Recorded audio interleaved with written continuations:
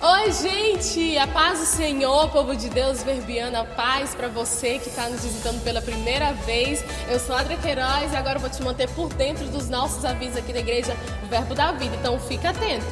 E os nossos dias de culto aqui na Igreja Verbo da Vida são toda sexta e todo domingo, onde na sexta a gente tem o culto do Espírito e domingo nós temos o culto da família, que começa às 19h30. Então você já está super convidado e traz mais gente para adorar a Deus junto com a gente também. E agora eu vou te falar, para você que ainda não sabe, a Igreja Verbo da Vida tem um departamento de assistência social e você está convidado a nos ajudar nessa grande obra, viu? Seja um semeador na vida de outra pessoa. E agora vamos falar sobre um investimento maravilhoso que está acontecendo aqui na igreja, que é a reforma do departamento infantil, que é um espaço onde as nossas crianças vão aprender ainda melhor sobre a palavra de Deus. Eu quero te convidar para ver como é que tá ficando tudo, viu? Semana passada você viu que ainda faltava algumas partes ali para colocar o piso, mas agora olha só o que aconteceu durante essa semana. A gente tem o piso já todo feito, o banheiro já está bem adiantado, o que nos indica que está chegando mais perto o dia em que as nossas crianças vão poder estrear toda essa sala que você está vendo aí.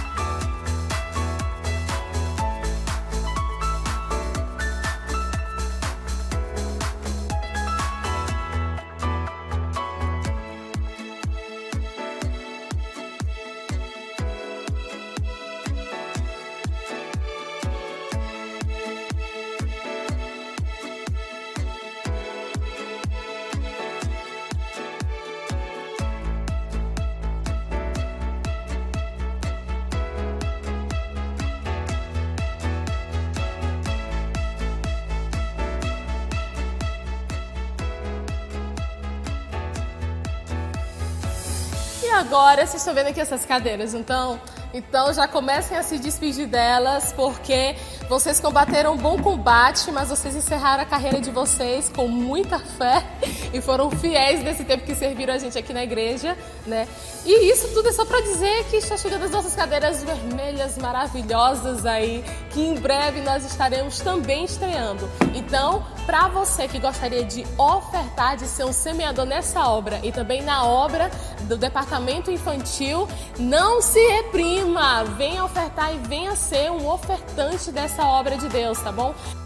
E aí você me pergunta, Adria, como é que eu faço para ofertar, para ser um semeador dessa grande obra? Bem, vou te falar. Para o departamento infantil, você pode estar se direcionando na secretaria aqui da igreja e você pode estar até parcelando a sua oferta. Olha que legal! Ou então, você pode estar indo até a loja de materiais de construção, onde a igreja está comprando todo o material aqui do departamento e está comprando também algum item para ficar lá no departamento de crianças. E agora, em relação às cadeiras, você também pode estar indo na secretaria da igreja e fazer a sua oferta. Fica com seu coração livre.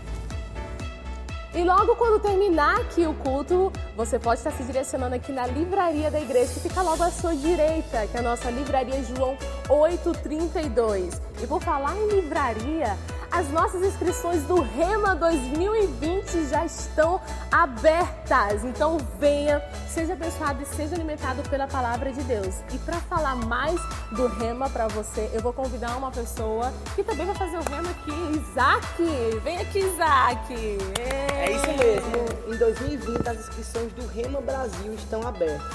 E eu já estou inscrito para 2020. Eu estarei lá e espero você aqui. Eita glória! Então vem!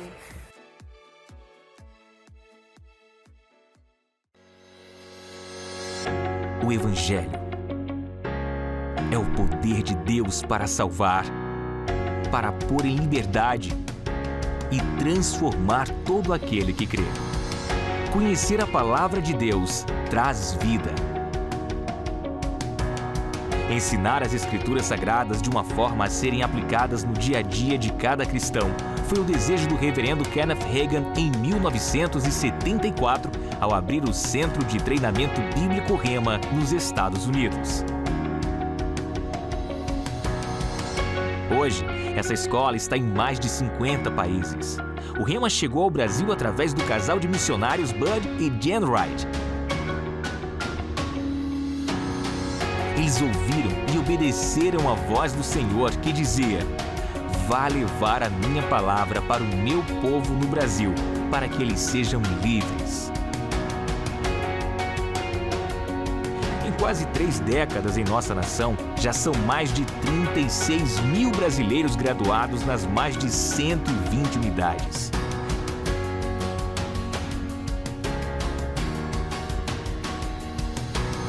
Destas, 13 atuam de forma social nos presídios, gerando uma nova história para muitos que já tinham perdido as esperanças. A instituição é para cristãos de todas as denominações, com aulas 3 vezes na semana durante 2 anos, 24 disciplinas com material didático exclusivo, um tempo de preparação, descobertas, esclarecimento e edificação para descobrir e cumprir o chamado de Deus. Quem estudou no Rema testemunha a verdade da palavra. Este é o seu tempo. Centro de Treinamento Bíblico Rema. Você conhece, você vive.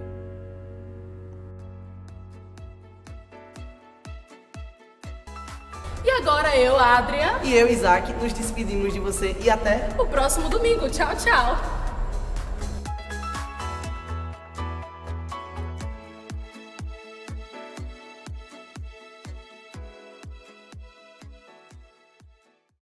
Abre comigo, por favor, Hebreus capítulo 12. Aleluia. Irmãos, nós tivemos agora numa conferência, depois dessa jornada de aula do Rema. A aula terminou na quarta-feira passada, em Campina Grande, terminou às 10 horas da noite. E 00:40 nós já estávamos voando para Recife. E chegamos em Recife 1h15 da madrugada. E esperamos 9 horas no aeroporto de Recife para pegar um voo para Brasília. E ficamos em Brasília até hoje. E estávamos com a passagem comprada, mas na hora de embarcar, o voo estava lotado e só tinha uma cadeira no voo. Nós fomos fazer o check-in na hora do embarque e aí só tinha uma poltrona disponível. Então eu vim e Sheila ficou em Brasília, está vindo amanhã. Eles realocaram ela para outro voo, mas pelo menos a companhia assumiu a responsabilidade, colocou ela num hotel lá perto do aeroporto. Ela está bem cuidada, então nós não tivemos problema com isso. Normalmente essas companhias aéreas, elas simplesmente não embarcam, deixa você, dá muito trabalho para resolver, mas dessa vez, graças a Deus, deu tudo certo e ela está bem lá e já deu tudo certo. Amém, queridos? Você abriu Hebreus capítulo 11, capítulo 12, melhor dizendo. Nós vamos ler a partir do versículo 1, mas eu queria chamar a sua atenção para algumas coisas que eu preciso compartilhar com você antes de lermos o que está escrito aqui. Eu não sei como você considera a sua vida espiritual. Eu não sei como é que você entende o que significa você sair da sua casa e vir para um lugar como esse. E o que é que passa no teu coração, o que é que passa na tua mente? Eu não sei se você vem porque você entende que precisa buscar a Deus e pelo menos uma vez por semana tem que trincar o cartão numa igreja qualquer e ouvir a palavra. Eu não sei se você vem para a igreja como alguém que está barganhando com Deus, dizendo: olha, eu tenho tantas dificuldades, se Deus não mudar minha vida hoje, eu vou lá para dar uma chance a Deus, para Deus me alcançar. Se Ele não me alcançar, eu também não quero nem saber dele mais. Porque tem pessoas que vêm assim, pressionando Deus para ter respostas imediatas. Tem pessoas que elas vêm para a igreja e elas acham que porque elas começaram a frequentar a igreja, a vida delas pioraram. Às vezes o cara tem 20, 30, 40, 50 anos numa vida totalmente desregrada. E quando ele entra para a igreja, ele começa a ouvir instruções corretas. E ele, quando chega luz, então você começa a ver tudo que está de errado. Só que no mundo sem Deus, sem a luz do Evangelho, a própria Bíblia diz que a palavra de Deus é lâmpada para os meus pés e luz para o meu caminho. O reino do inimigo, ele funciona na falta de luz, nas trevas, e trevas ou falta de luz, você pode entender como escuridão, não é? Porque mesmo dentro da sua casa, onde você conhece o ambiente, você sabe onde estão todos os móveis, se faltar energia, você não tem ousadia para correr dentro da sua casa, mesmo sabendo onde está tudo no lugar. Não é assim? Então a falta de conhecimento é a falta de luz. E o próprio Evangelho, 2 Coríntios, Paulo diz, 2 Coríntios 4:4, que o Deus deste século, e as pessoas, tem gente que até nem acredita que existe Satanás, e Satanás acha muito bom as pessoas não acreditarem nele. Ah, não existe inferno não, o inferno é só aqui na terra, precisa inferno maior do que esse daqui da terra. É uma frase que a gente escuta não muito raro, e eu não sei como você entende vir para a igreja, mas eu queria te ajudar a você entender o que é que significa estar aqui. Primeiro, você não vem encontrar Deus aqui, Ele já vem aqui com você, porque Deus hoje habita dentro de nós. Amém? Agora, o que é que acontece? Como é que funciona? Deus tanto opera na nossa vida individual, aonde nós estamos, como Ele opera também na coletividade. Em todo tempo houve instrução bíblica para o ajuntamento de pessoas cultuando a Deus, adorando a Deus. O culto a Deus foi uma ideia dos céus. Amém, queridos? Se você observar, desde a antiga aliança, na antiga aliança, como era que Deus era conhecido? Deus de Abraão, Deus de Isaac, Deus de Jacó. E você vê que ao longo do desenvolvimento da humanidade, Deus ia tratando com um para trazer os demais através de um.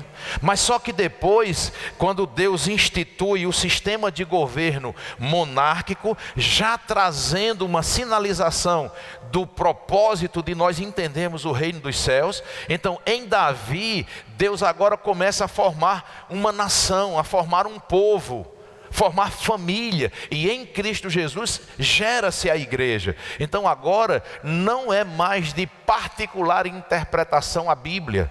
O Evangelho não é para apenas um líder que Deus levanta para dele alcançar os demais. É tanto que aqui no Ministério Verbo da Vida você vai ver que a nossa pregação, o evangelho que nós mostramos para você, é o evangelho, num bom sentido, da independência, de você entender quem você é em Deus e você correr sua carreira.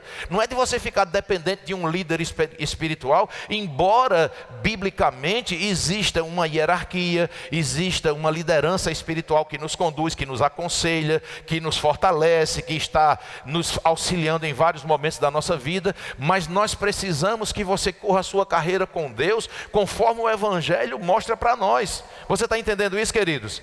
Então, quando você vem para um lugar como esse, e esse é o objetivo de eu estar fazendo esta reflexão, é você entender que Deus não desperdiça oportunidades. Amém? Deus não desperdiça oportunidade. E eu não sei se você vem para cá com a expectativa, se você já é daqui da igreja, de mais um culto. Nunca nós temos mais um culto, nós sempre temos um novo culto. Amém, queridos?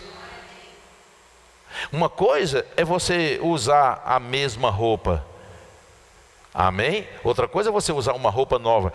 O contexto é roupa, é uma vestimenta, tem um poder de te vestir, mas é algo novo, é algo diferente. Então o Evangelho, queridos, embora seja o mesmo, mas ele se renova em cada encontro que nós temos com a palavra. Então, você precisa saber que as horas que nós vamos viver agora, nem eu sei o que vai acontecer nesse lugar. Mas uma coisa eu sei, que Deus vai trazer resposta para as suas orações, que Deus vai favorecer você naquilo que você precisa, porque o propósito de Deus é fazer com que a gente entenda que Ele já fez tudo por nós. A religião tem escravizado as pessoas. As pessoas ainda vivem, porque não é, olha na mente humana, por isso que nós não podemos entender Deus com a mente humana. O que é que a mente humana pensa? Não é tão fácil assim você ter uma vida com Deus. O camarada faz, apronta, depois diz que se converte, Jesus para cá, Jesus para lá, e agora é o santinho, e nada, como se nada tivesse acontecido. Mas isso é um fato estabelecido pelo Senhor e não pela igreja, pela instituição religiosa, mas é Deus quem estabeleceu isso. Só que esse ajuntamento não é o lugar de varinha de condão. Diga comigo, esse lugar não é um lugar de mágica. Você entende isso, queridos? Porque muitos de nós gostaríamos que fosse assim. Uma vida completamente fora de propósito, de princípios, e chegar aqui, não, mas porque Deus sabe que eu vim buscar Ele, e agora Deus tem que resolver todos os meus problemas. Meus problemas acabaram. E não é assim. No mundo tereis aflição, mas você precisa ter bom ânimo, porque não foi você que venceu o mundo, foi Ele que venceu e deu a vitória para nós. Você é mais que vencedor em Cristo Jesus. Amém? Então Deus não desperdiça a oportunidade. Por que então as coisas não acontecem quando nós estamos num lugar como esse? Porque nós desperdiçamos. Se Deus não desperdiça, alguém está desperdiçando. Se você tem anos e anos o Evangelho e nada muda na sua vida, eu quero te dizer, quem está desperdiçando a oportunidade é você, não é Deus. Porque Deus não desperdiça a oportunidade. E eu quero trazer uma reflexão hoje à noite, queridos, para que a gente avance, para ter uma vida de qualidade. Porque é muito fácil questionar Deus. E eu queria que você abrisse comigo, já deve ter aberto, né?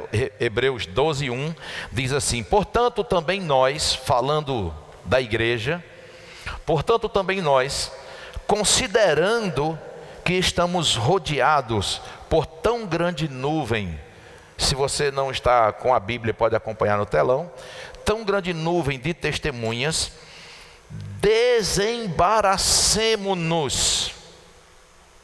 Eu vou para Deus para Ele tirar todo o embaraço. Não, Ele vai fazer você entender e que Ele já te deu graça e sabedoria para você se desembaraçar. Existem coisas, queridos, preste atenção, que quem desembaraça é Deus, mas a maioria das coisas quem desembaraça somos nós.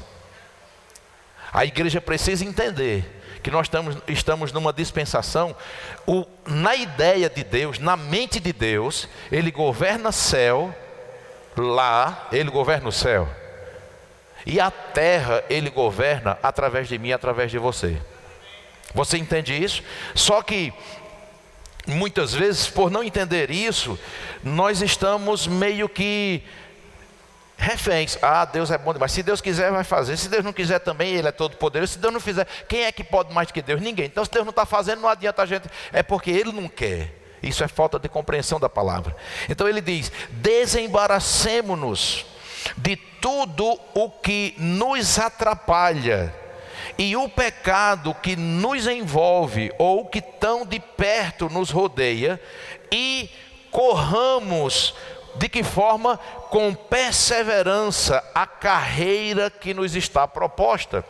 Você poderia olhar para a pessoa que está do seu lado, só para ela entender que tem uma carreira que está proposta para ela, diga: tem uma carreira para você.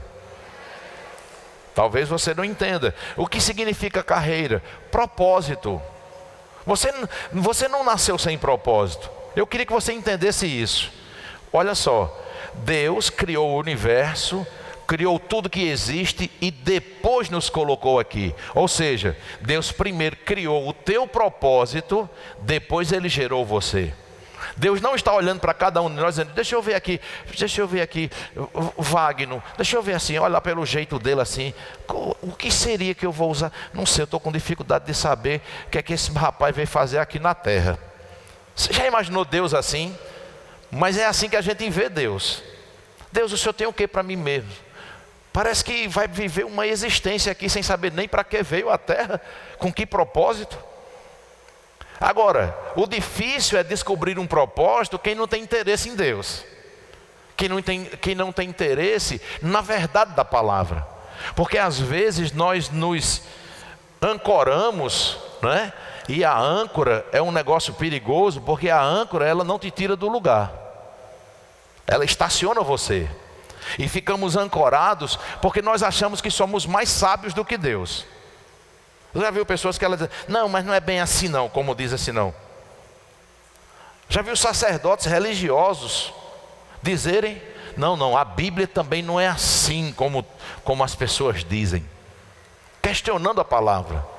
Não, eu do meu jeito, eu sou mais do meu jeito, eu acredito que não é desse jeito não. Sabe o que é que vai acontecer, queridos? Você vai passar pela vida e você não vai desfrutar do melhor que Deus tem para você. Aí o texto continua no versículo 2. Ele diz que eu e você deveremos correr com perseverança. E quem persevera não desiste. Você está entendendo isso, queridos? Ele diz, devemos correr a carreira que nos está proposta. Diga comigo, proposta. Quantos sabem que nós temos um Deus de amor? Ele propõe, Ele não impõe. Você entende isso, queridos? Deixa eu te dizer, hoje, eu digo isso com muito respeito, com muito temor e tremor. Hoje eu tenho 20 anos, 19 anos de convertido. Eu tenho 13 anos vivendo exclusivamente para o ministério. Eu posso dizer a você humildemente, eu não sou o único exemplo disso. Existem pessoas que têm feito muito mais para o Senhor do que eu. Mas eu quero te dizer que eu já passei por uma cidade de 7.500 habitantes e nós conseguimos, por causa da unção, da sabedoria e do poder de Deus, impactar toda aquela cidade. Depois nós fomos para uma cidade de 110 mil habitantes. Em todas as duas cidades, a sociedade reconheceu o trabalho que a gente fazia como igreja. Eu tenho tanto o título de cidadão livramentense, como tenho o título de cidadão patoense, dado por pessoas que reconhecem o trabalho que a igreja faz. Estamos em Marabá há 3 anos, preste atenção, para você entender o que é favor de Deus. Então nós alugamos esse prédio aqui, sem ter fiador, sem ter garantia. Quem está entendendo isso, queridos? Muitas coisas Deus está fazendo aqui que somente pessoas de muita influência poderiam estar fazendo, mas porque quando Deus chama, Ele capacita. Ele derrama graça, Ele derrama favor. Nós somos aqui, queridos, como forasteiros nessa cidade. Muitas pessoas não nos conhecem, não conhecem nossa história. Mas nós estamos conquistando por causa da unção de Deus, do propósito dEle. Deus vai à frente, abrindo portas, favorecendo. Então nós estamos conquistando um espaço, queridos, pela nossa realidade como pessoas de fora. Entendeu, queridos, que só o Senhor indo à frente. Mas o que eu quero dizer, queridos, não é uma exaltação ao que eu faço. Presta atenção. O que eu quero te dizer é que mesmo já tendo vários testemunhos e vários resultados do que Deus me chamou para fazer como fruto na vida de pessoas, famílias transformadas, eu quero te dizer, você sabia que eu poderia não ter alcançado ninguém, eu poderia não ter ido para Livramento, eu poderia não ter ido para Patos, eu poderia não ter vindo para Marabá? Sabe por quê? Porque eu me encontrei com Jesus, eu tinha 33 anos. E sabe o que era que eu dizia? Se você quiser rir, você pode até rir. Mas você sabe o que era que eu dizia de evangelho quando as pessoas vinham pregar para mim? E só quem tem uma vida ilibada e íntegra como eu tenho, isso eu posso dizer porque isso é vamos dizer assim, isso é uma nota de aprovação no Senhor. E quanto mais a gente se expõe, a própria Bíblia diz, nós estamos cercados de uma tão grande nuvem de testemunha, e você é testemunha da minha vida, você deve acompanhar. A nossa vida é uma vitrine, uma casa de vidro. Mas deixa eu te dizer, quando eu não conhecia o Senhor, eu dizia, se um dia eu for ser crente, eu dizia para um amigo meu do Axé, que viajava comigo, e ele muito crente, me evangelizava, e eu dizia, Paulinho, se eu for ser crente um dia, eu vou ser pastor. Sabe por quê? Sabe para que eu vou ser pastor? Porque todo pastor rouba. Todo pastor fica com dinheiro da igreja. As pessoas são idiotas, bestas, dão dinheiro ao pastor. E se eu for um dia ser crente, eu só quero ser crente se for para ser pastor. Sabe, foi que Deus falou comigo com muito amor e com muita sabedoria. Ele disse, filho, eu não considerei o que você falou, que não tinha parte com o meu plano, mas eu peguei aquilo que você falou que tinha parte com o meu plano. Então, se você disse que um dia, se quisesse ser pastor, ou se convertesse ia ser pastor, pois eu peguei essa parte boa do seu testemunho e levantei você no ofício. Presta atenção. Mas se eu não quisesse, Deus não iria impor. Você acredita nisso? Ou você é daqueles que acham que Deus é soberano e faz como quer, da maneira que quer? Se não entrar no ministério, Deus mata o pai, mata a mãe, mata o irmão, mata não sei quem, faz isso. Mas Deus, não entre não no que Deus tem para você ver, se Ele não quebra você todinho. Não existe isso, irmãos. Agora, eu poderia enterrar, eu poderia ir para a sepultura com todo esse projeto de Deus sem viver um dia nesse projeto. Então, como alguém já disse certa vez, às vezes alguns pastores vão para o cemitério e fazem algumas lives dizendo assim, aqui estão os maiores projetos e os maiores sonhos não realizados. que pessoas levam para a sepultura, um chamado de Deus, uma potencialização que Deus coloca nas pessoas para elas serem uma bênção, e elas não se entendem. Então o que é que Paulo disse? Ele disse no versículo 2, olhando fixamente para o autor e consumador. O que é que significa autor e consumador? O princípio e o fim. Então a nossa fé tem que estar pautada naquele que é o princípio e o fim da nossa fé. Quem é? Quem é? Ué, Jesus? E por que as pessoas têm uma fé tão compartilhada com outros personagens, vamos dizer assim? Alô? Mas a Bíblia diz que a fé genuína é em Jesus. O poder de Deus é tão grande que ele diz que ele não precisa de ajuda de ninguém não. E ele já disse que a busca é através de Jesus. Então ele diz, olhando fixamente para o autor e consumador da fé, Jesus, o qual, olha o que foi que Jesus fez, o qual, por causa da alegria que lhe estava proposta, presta atenção, não havia sido realizada a proposta que Jesus recebeu, mas ele, olhando para essa proposta, ele se alegrava, e ele se alegrava ao ponto de suportar a morte na cruz, por mim e por você. Então isso significa dizer que Jesus, ele enfrentou uma via crucis, ele enfrentou dificuldade, sofrimento, vergonha, porque ele visualizava algo maior que viria após a cruz, após o sofrimento. Preste atenção. Existem coisas que nos impedem de avançar. Por exemplo, Jesus, ele disse ao Pai, ele visualizava o momento de se separar do Pai, e ele disse, Pai, se possível for, afasta de mim este cálice, mas não seja feita a minha vontade, senão a sua. Então não é problema nem pecado você ter vontade. Você pode até pensar em desistir. O problema não é pensar em desistir, o problema é desistir. Se você tiver que desistir de alguma coisa, eu faço como um grande pregador disse uma vez, desista de desistir. Amém? Porque o Senhor, ele tem um propósito para a minha vida, e às vezes nós não entendemos isso. E uma coisa importante é que nós podemos dizer não para aquilo que nos para. Nós podemos dizer não para aquilo que nos impede de correr a carreira velozmente. Os atletas, queridos, que estão conectados com grandes recordes, eles tiram os pelos da sobrancelha, eles depilam todo o corpo, porque eu não sei, queridos, na minha mente, aquilo não atrapalhava em nada para ele nadar. Mas ele, como atleta, ele entende que aqueles pequenos pelos podem atrapalhar para ele ter um resultado como ele está focado em fazer. Então ele renuncia àquilo que pode trazer problema, embora é algo que não traga problema. Porque nós pensamos muitas vezes que se abster de coisas é somente de coisas pesadas, de pecado, de coisa errada. Mas tem coisas que são saudáveis, que nem nos faz mal, mas por causa da alegria, da carreira que está proposta para nós, nós devemos renunciar a certas coisas.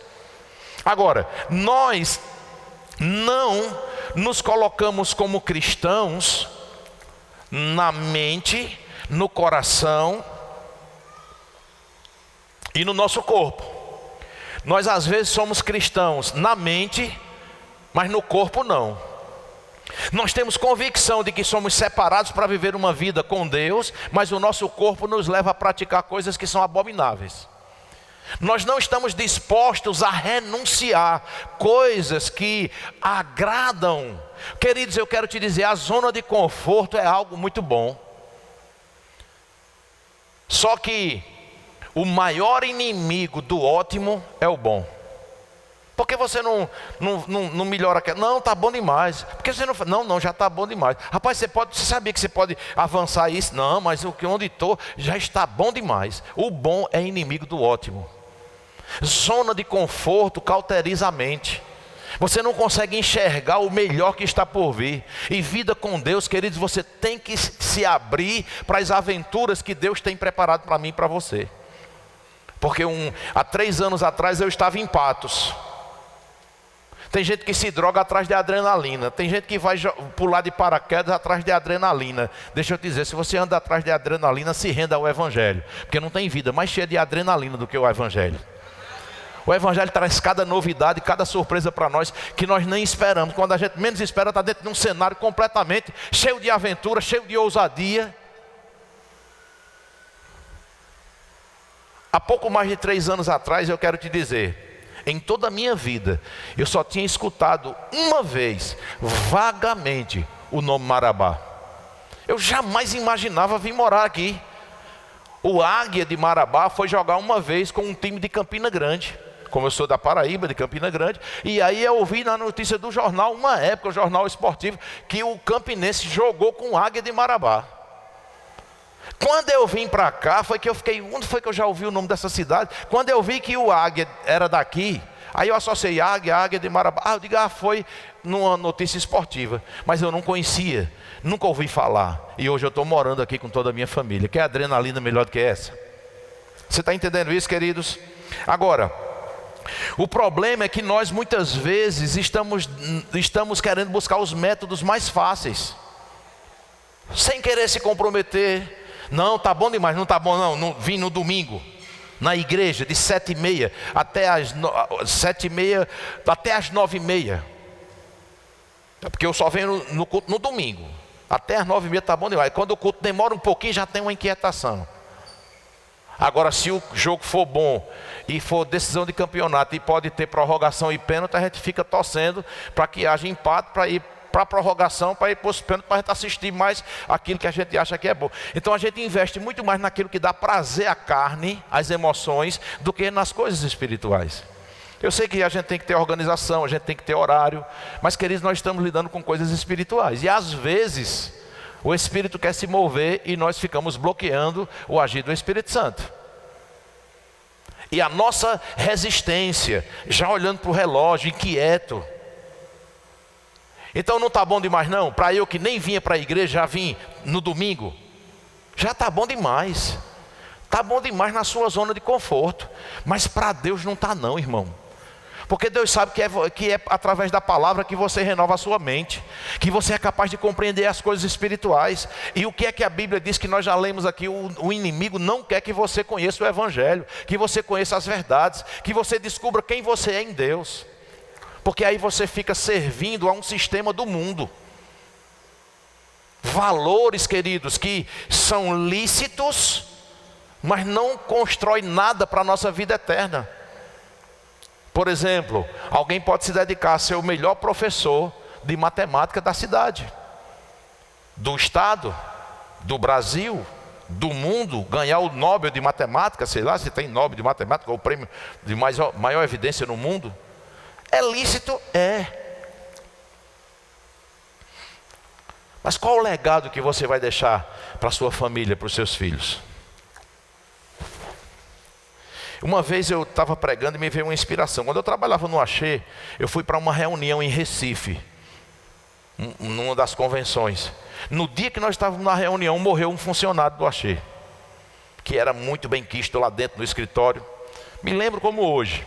Aí a empresa alugou 2 ônibus e colocou todos os representantes que estavam naquela convenção para ir para o sepultamento daquele rapaz. E pela hora da reunião a gente já foi tudo direto para o cemitério. Quando nós chegamos no cemitério, estava lá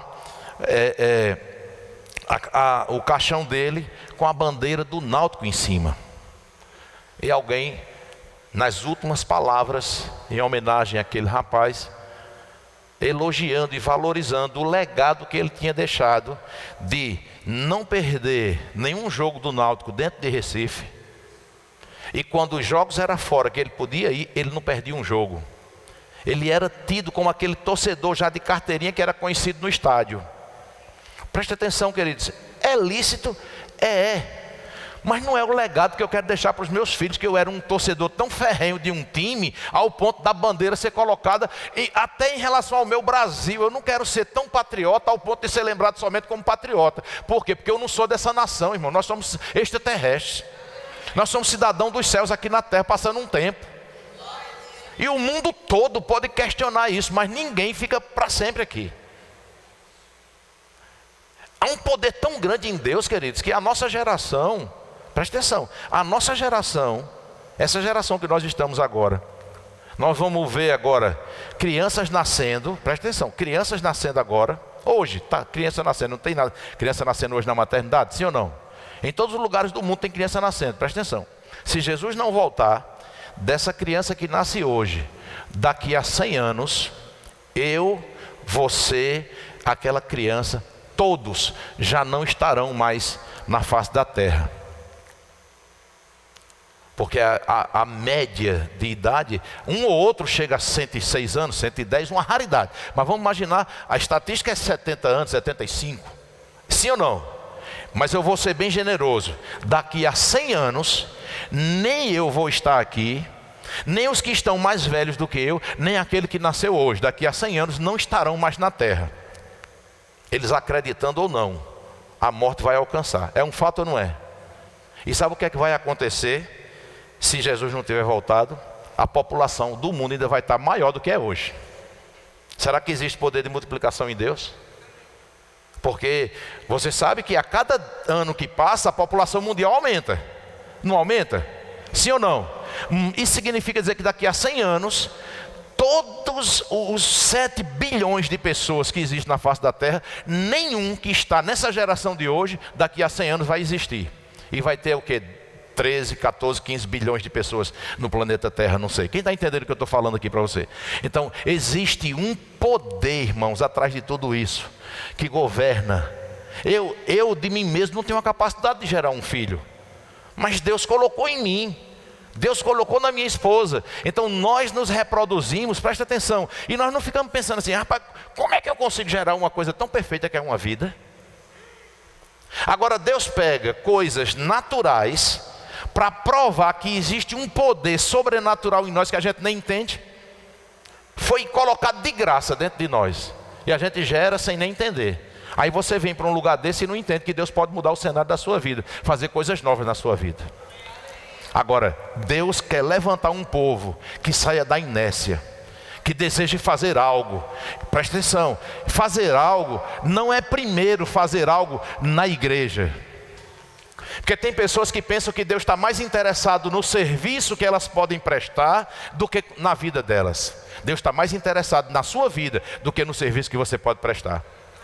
É por isso, queridos, que nós temos critério. Para servir ao Senhor não pode servir de qualquer jeito. Você sabia disso? Pelo menos aqui é assim.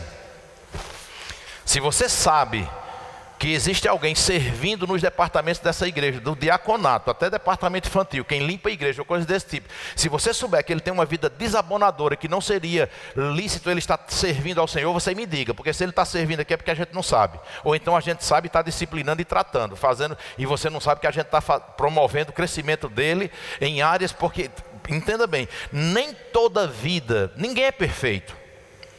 Existem coisas que nós realmente não podemos aceitar, que são inegociáveis. Mas existem áreas na vida de pessoas que elas podem servir ao Senhor e sendo tratadas, contanto que não seja desvio de caráter, desvio de conduta. Quem está entendendo isso? Então nós temos esse entendimento. Então como é que está hoje, queridos? A minha esfera familiar, minha esfera ministerial, minha esfera profissional. Como é que está a minha vida hoje? Será que eu tenho interesse na minha própria vida? Será que eu posso fazer uma projeção de onde eu vou estar daqui a 5 anos, daqui a 10 anos, daqui a 15 anos? O que é que eu quero para a minha vida? O que é que eu quero para os meus filhos? Como é que está essa sociedade que diz, faça como eu digo, mas não faça como eu faço? Quando a Bíblia diz, ensina o teu filho no caminho que deve andar, que até quando ele for velho, não se desviará dele. Como é que eu vou dar para os meus filhos o que eu não tenho? Como é que eu vou ensinar princípios que eu não aceitei para a minha vida?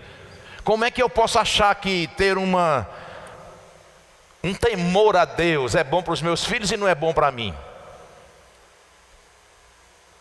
Uma frase poderosa que você já deve ter escutado aqui nesse lugar. O pai dizer para o filho, meu filho, tenha muito cuidado por onde você anda. E o filho dizer, não papai, quem tem que ter cuidado por onde anda é o Senhor. Por quê, menino? Porque eu sigo seus passos. Você entende isso? Nós não estamos querendo mudar de vida. Nós estamos querendo uma vida acomodada. Mudança exige dedicação, esmero, vontade de mudar. Sabe, queridos, não coloque tudo na mão de Deus, não coloque tudo na mão da igreja. Não, eu frequento aquela igreja, mas aquela igreja não está conseguindo mudar a minha vida. Você precisa se posicionar, você precisa desejar. Primeira coisa, queridos, que nós resistimos, reconhecer erro. E não existe coisa pior do que a síndrome de Adão. A síndrome de Adão é algo terrível.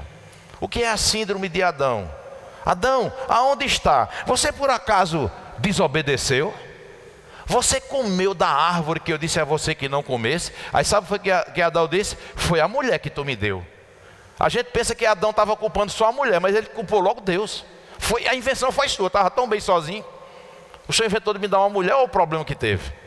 Então ele coloca a culpa em Deus, na mulher. Aí vai falar com a mulher diz, foi a serpente que me enganou. De tudinho ali quem falou a verdade foi a serpente. A serpente foi a única que ficou com a verdade. Tem noção de um negócio desse? E os que estavam em comunhão com Deus se desvirtuaram. Agora, essa zona de conforto, essa condição, quando eu digo zona de conforto, querido, não é deitado numa rede, se abanando e tudo com as contas pagas, tudo, não. Zona de conforto que eu digo é quando a pessoa não tem desejo de mudar, está no fundo do poço, está no pior lugar do mundo, dali não desce mais para lugar nenhum, assim, já pensando em dar cabo à própria vida, numa desgraceira total, mas ainda resistindo àquilo que pode trazer mudança. Amém? Amém, queridos? Então nós precisamos entender, queridos, que nós precisamos nos mover, porque às vezes nós estamos num cenário onde queremos que as pessoas façam alguma coisa por nós, que pessoas sejam tocadas por Deus para nos ajudar, e nós muitas vezes, queridos, não queremos colocar a responsabilidade em nós. Na conferência agora, tem um pastor nosso do Uruguai, pastor Guilherme Ardiles. Ele até escreveu um livro muito bom, Saindo da Zona de Conforto, Faça Acontecer, né? E até mexeu muito comigo, me inspirou, até para eu entender isso mesmo, que quando eu estou pregando para você, queridos, eu estou ministrando para mim. O que é que eu posso fazer mais para o Senhor? Qual é a zona de conforto que eu preciso mudar?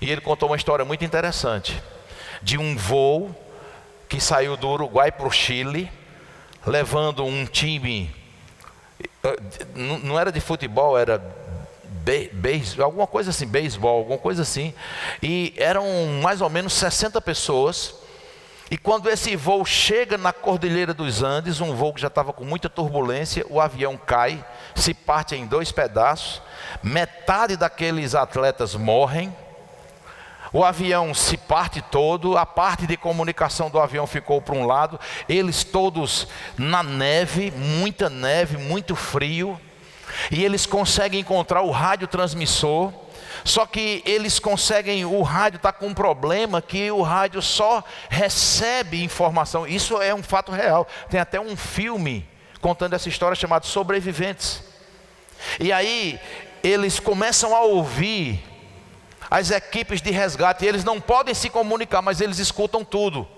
Aí eles escutam lá, mais um dia, as equipes de resgate com muito esforço e tal, não conseguem achar o avião, não conseguem achar nenhum sobrevivente, 3º dia, 4º dia, e eles todos lá, tentando resistir, todos parados, e agora nós vamos morrer, e o que é que vai acontecer? De repente eles escutam, no 10º dia, os especialistas chegaram a uma conclusão: não existe mais possibilidade alguma de encontrar sobreviventes.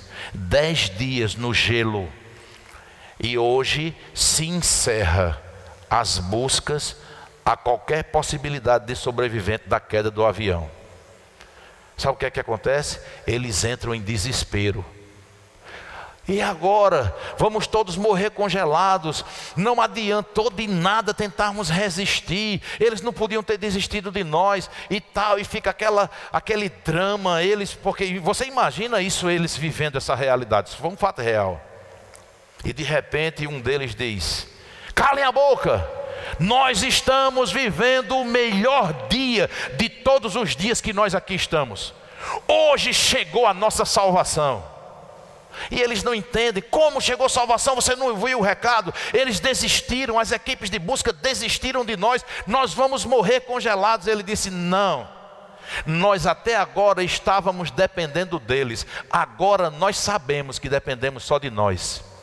E nós não vamos ficar parados. Nós vamos sair daqui e nós vamos buscar ajuda. Sabe o que foi que aconteceu? Um deles saiu, rompeu com as montanhas geladas, chegou numa fazenda, conseguiu ajuda e o grupo foi resgatado. Mas eles passaram 10 dias esperando por algo que eles poderiam ter feito. Tentado se mover, fazer alguma coisa. Aí eu faço uma pergunta para você: você vai morrer congelado ou vai fazer alguma coisa? Vai deixar as coisas como estão ou vai sair da inércia? O milagre que você precisa, você acredita que está do lado de fora ou que está dentro de você? Deixa eu te dar uma boa notícia: está dentro de você. Há um potencial em você. Olha o que é que a Bíblia diz. Abre comigo Isaías 40, versículo 29. Abre lá Isaías 40.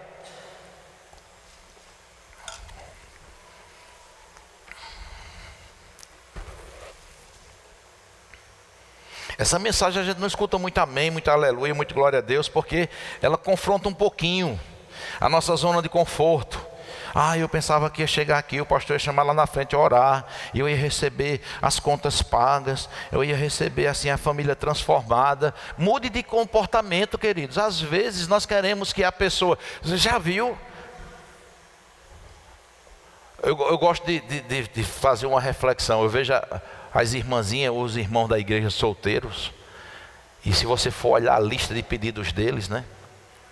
Oh Pai, um homem que seja compreensivo, carinhoso, amante à moda antiga, que abra a porta do carro para mim, que mande rosas todo final de semana, que seja assim, que seja assado, que seja um grande homem de Deus, que entenda minhas falhas, que entenda minhas fraquezas. Aí Deus está olhando assim, sim, vá dizendo mais. E o abençoado lá só aumentando a lista. Aí Deus está dizendo: pronto, faça o seguinte, pegue essa mesma lista e vá fazendo uma autoavaliação. Ou você acha que eu tenho esse que você está pedindo? Eu tenho ele, mas você acha que eu vou entregar ele para você? Alô? Sim ou não? Então nós achamos que Deus vai atender um capricho meu de me dar um homem segundo o coração dele, quando eu não sou a mulher segundo o coração de Deus. Sim, Amém, queridos? E aí nós negligenciamos. Olha o que é que Deus diz aqui, Isaías 40, versículo 29. Não sei se porventura tem alguém aqui nessa condição.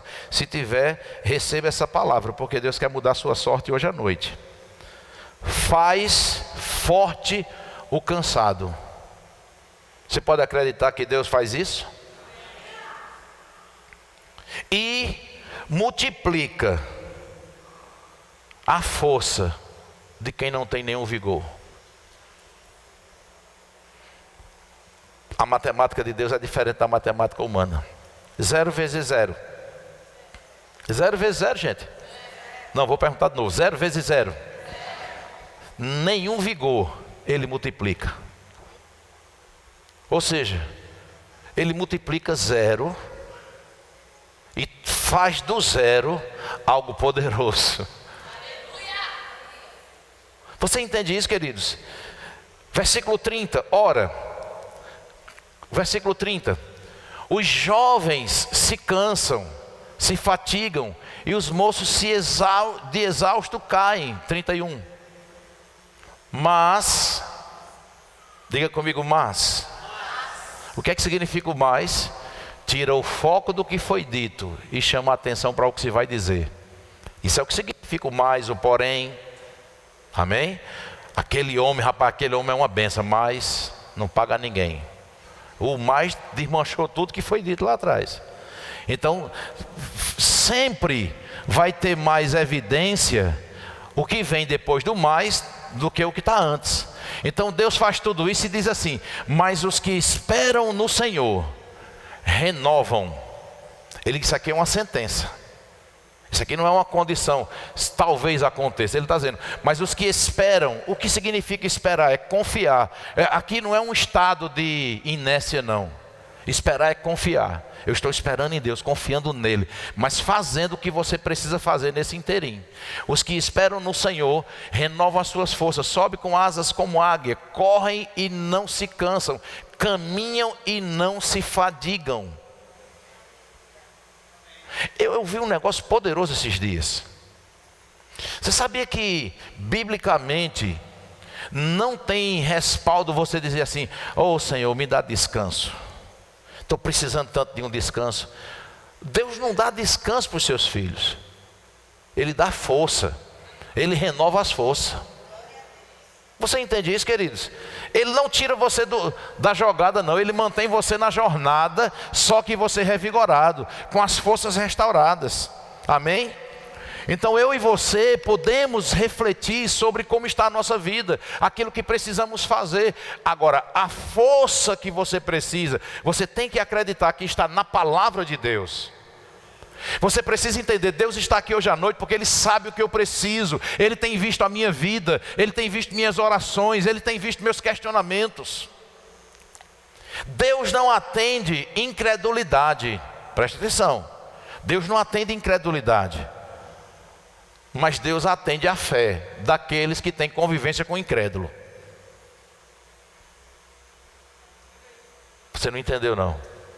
Quando a gente convive com o incrédulo, Deus não atende incredulidade, mas a nossa fé vai fazer com que Deus se manifeste na nossa vida. E o incrédulo, Jesus vai aparecer para ele como apareceu para Tomé. Você está vendo aqui as marcas? Você agora pode ver. Quais são as marcas que Jesus vai mostrar hoje para um incrédulo?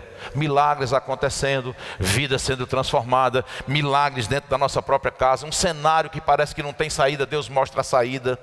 O Mar Vermelho lá na frente, quem imagina que vai aparecer uma avenida no Mar Vermelho, que a saída era ali? Quem poderia imaginar?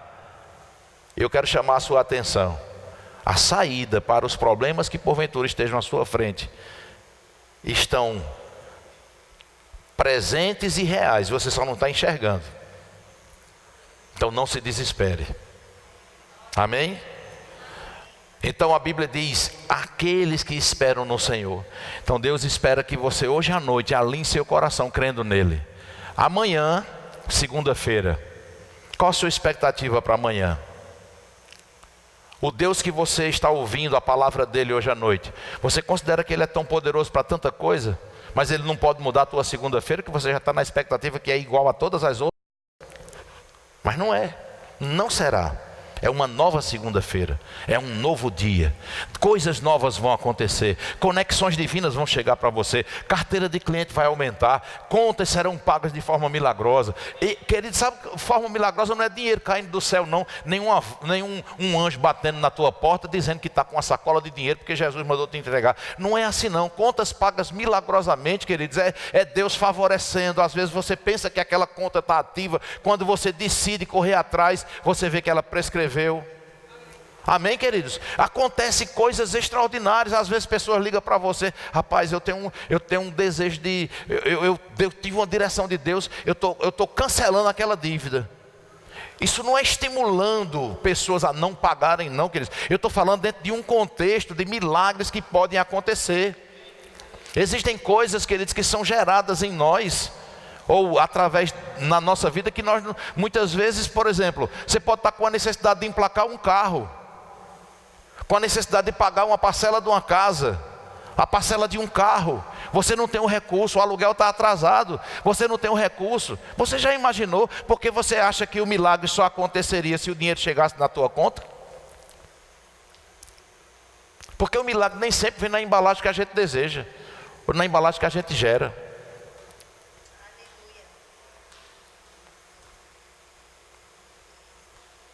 Às vezes, Pessoas não agem de acordo com as instruções. Deixa eu te dizer uma coisa. Eu costumo dizer que uma conta justificada é meia conta paga. Às vezes nós criamos um peso para nós que Deus não está dando. Às vezes a gente tem um compromisso com uma pessoa que às vezes é uma justificativa. Você fica aqui só crendo. Não, vai acontecer, vai chegar o milagre. Aí não aconteceu, nem justifica. Aí você é um crente comprometido com a palavra, vai ficar com o nome sujo. Aquele camarada vive na igreja, mas nem uma satisfação dá. Ó, a referência vai ficar. Mas quando você chega, rapaz, você sabe onde eu moro, sabe minha família. Eu infelizmente estou numa condição assim, mas deixa eu te dizer, eu vou pagar. Vai chegar o recurso, eu vou pagar. Fique tranquilo. Quem está entendendo isso, queridos? Mas às vezes nós não desfrutamos dessa força que existe disponível para nós, dessa graça, aí ficamos acovardados para enfrentar situações. E quando nós nos acovardamos, nós não desfrutamos, porque eu e você, queridos, somos pessoas extraordinárias. Deus te capacitou para você ser um potencial nessa nação, na sua família, na sua casa, aonde você chegar. O problema é que nós não nos vemos como Deus nos vê. Sou um pobrezinho miserável, coitado, quem sou eu? Você simplesmente é aquele que habita o Deus vivo dentro dele, dentro de você.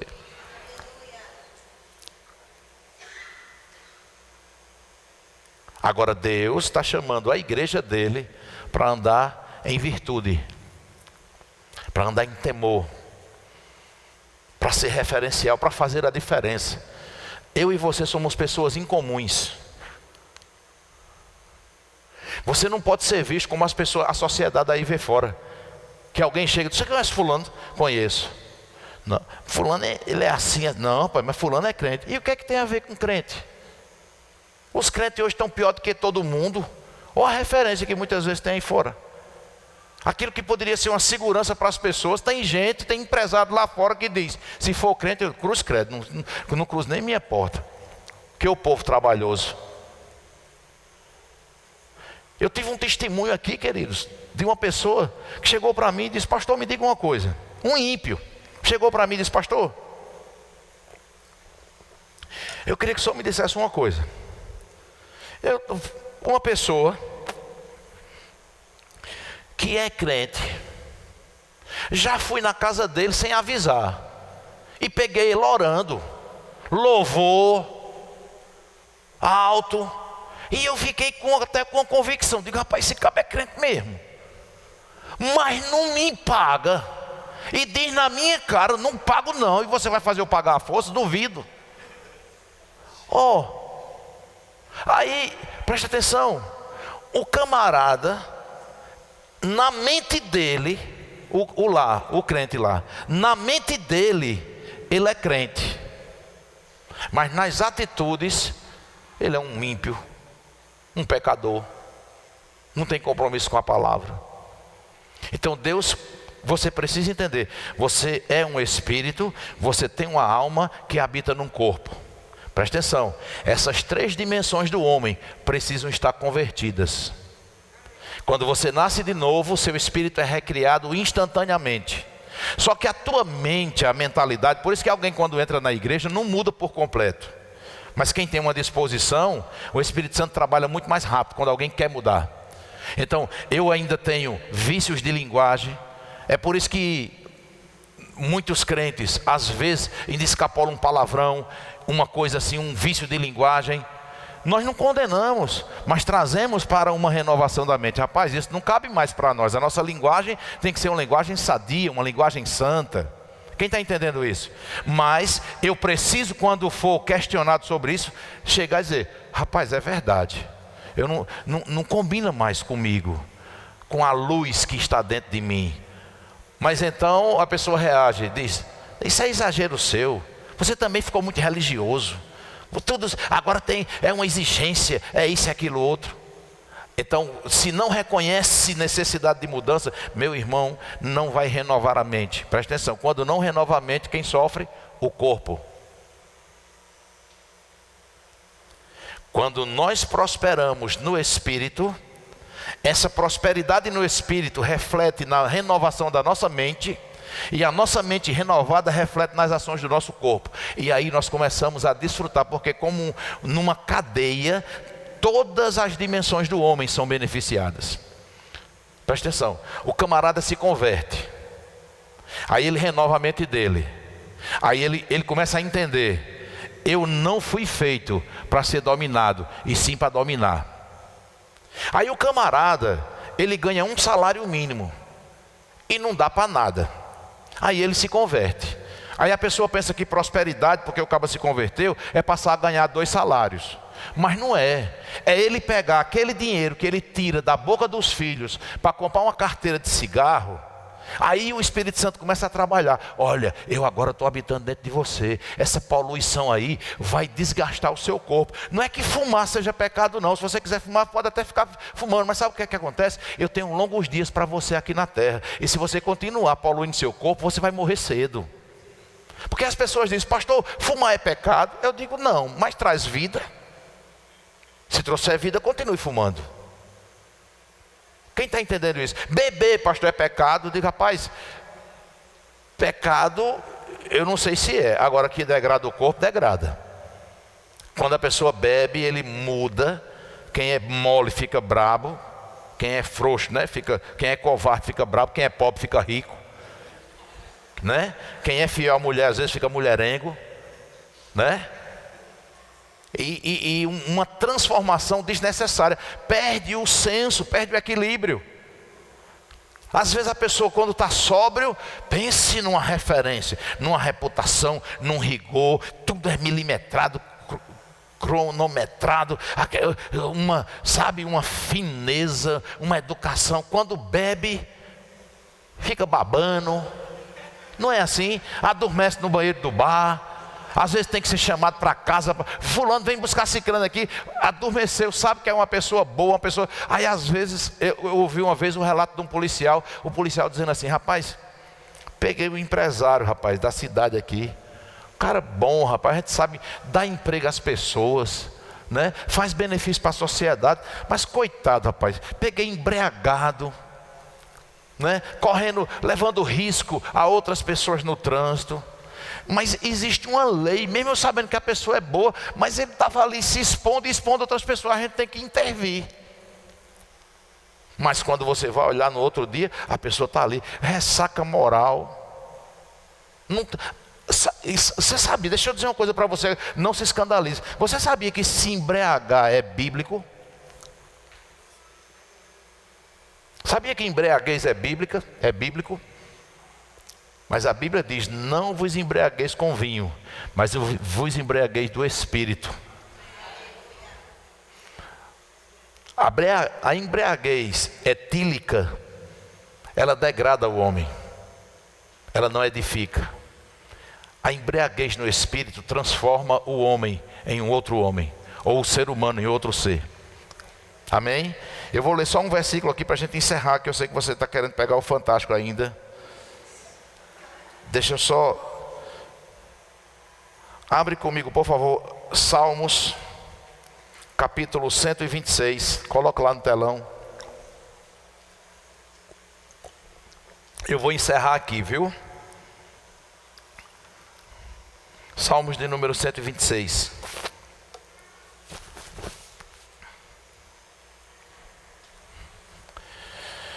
Eu espero que você hoje à noite reflita sobre as necessidades de mudança que há na sua vida. Que você não faça desse ambiente um ambiente de varinha de condão, mas que você decida reconhecer: rapaz, eu posso melhorar nisso, eu posso tomar certas decisões de qualidade, eu posso... Porque o que Deus espera, queridos, é que você faça a sua parte, que Ele vai fazer a dele. Amém? Muitas vezes nós não andamos nos princípios da palavra. O trabalhador é digno do seu salário. Então nós só entendemos esse versículo para receber. Quando é para pagar, a gente não entende. Não é? Nós só entendemos generosidade para receber. Mas para dar nós não entendemos generosidade. Quando Paulo diz tudo posso naquele que me fortalece, os crentes só ficam com a primeira parte, tudo posso, se alegra com tudo posso, em vez de se alegrar com aquele que fortalece. Às vezes nós estamos com os focos distorcidos. Associamos, queridos, uma vida boa, uma vida de paz, como se tivesse bem espiritualmente, se não tivesse problema. Salmo 126, verso 1. Vamos ler isso aqui. Aleluia. Meu Deus, quando nós vamos acreditar que o Deus que nós temos, o Pai que nós temos é um Deus de milagres. Amém? E, sabe, às vezes nós entramos em cada cilada, em cada enrascada, que às vezes nós nem procuramos. Mas o mundo oferece resistência ao Evangelho, à palavra, cenários se levantam. E tem pessoas que às vezes desistem fácil do Evangelho, desistem fácil de uma vida com Deus. Por quê? Porque não aprendeu os princípios espirituais e quer ser mimado. Como se Deus fosse ouvir desespero, lamúria, reclamação. Quando o Senhor restaurou a sorte de Sião, ficamos como quem sonha. Eu gosto de pensar, queridos, que os maiores sonhos, você sabe que o sonho ele tem um poder, né? Tem uma capacidade de criar um cenário para nós vislumbrante. Não sei se você já se viu, às vezes voando num prédio que você sabe que o negócio é tão moderno, você nunca viu aquilo. Mas de repente você está... Eu quero te dizer, queridos, que o maior sonho, o melhor sonho que você possa ter tido, não se compara com o sonho que Deus tem para você. E a Bíblia diz, quando o Senhor restaurou a sorte de Sião, ficamos como quem sonha. Nós vamos ler até o verso 6, pode ir na sequência. Então, a nossa boca se encheu de riso. O que é que significa isso?